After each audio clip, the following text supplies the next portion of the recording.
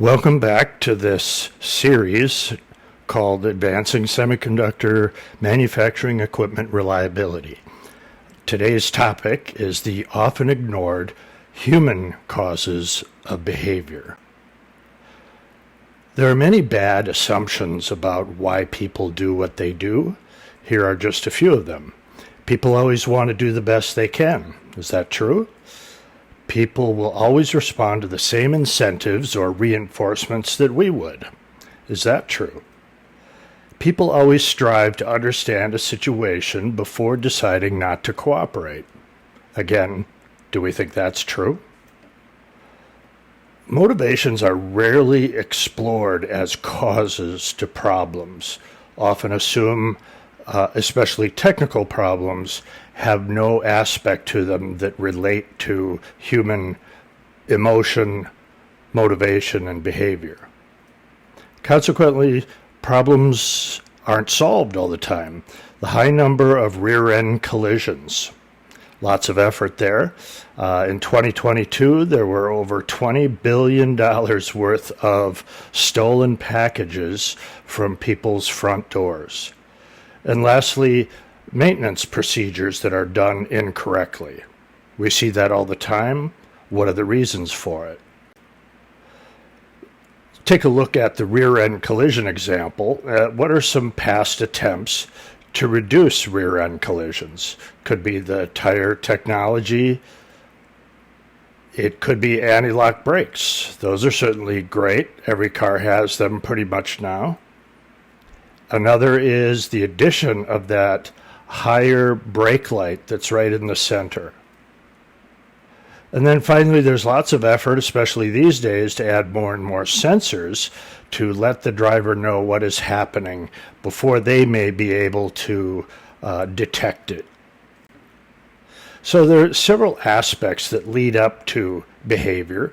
First one is cognitive bias. Things like, hey, I've never been in a rear-end collision before, and I know how to read and send texts while driving. It's not going to be a problem. Or there is no reason that the person in front of me will slam on their brakes, so I'm okay. These thoughts lead to emotions, and emotions lead to behaviors. We know there are lots of different kinds of emotions, or motivations, some that people are aware of, some they're not. Another factor is social norms, informal rules that around social behavior that emerge when the shared experiences of groups are analyzed. It's really perhaps the last hope for good behavior is the impact of society on someone's thinking process. And finally, behavior itself is perhaps the last of the mental calculations that occur before behavior is actually exhibited. So, you don't need to be Dr. Phil or Sigmund Freud to analyze all the potential causes of behavior. You can simply ask Google or other AI tools what factors influence a person to commit unsafe acts, or what cognitive biases are involved in breaking laws.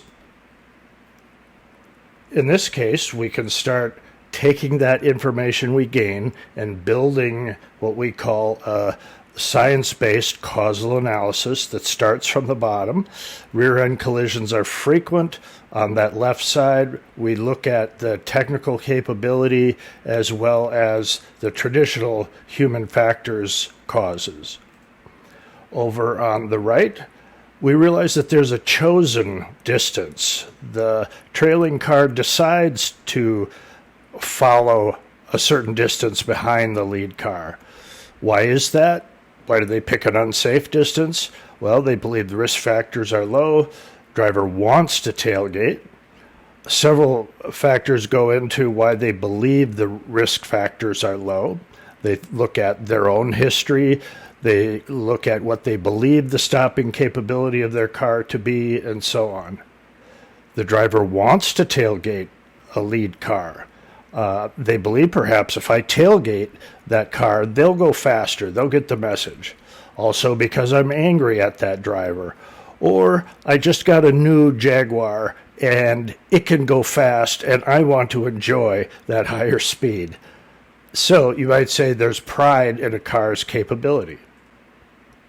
So all of these things come together to identify potential causes of failure that are just not looked at all the time, and therefore technical solutions are not always successful. Stay tuned for more of these briefs.